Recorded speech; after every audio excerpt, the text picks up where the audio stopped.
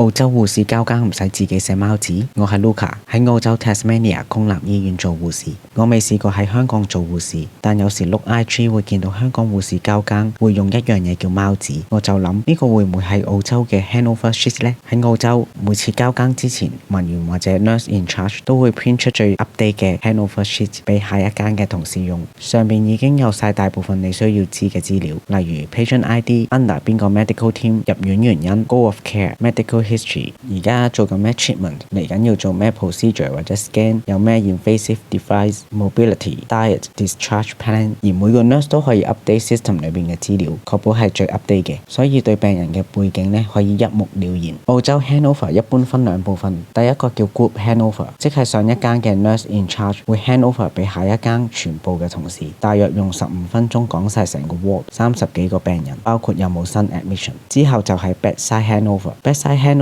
係上一間嘅護士直接交俾下一間護士，會詳細好多，而且澳洲係鼓勵病人一齊參與 handover 嘅，通常會講病情 update、check 下 IV 同埋啲 drinks、對下 medication chart 同埋睇 documentation。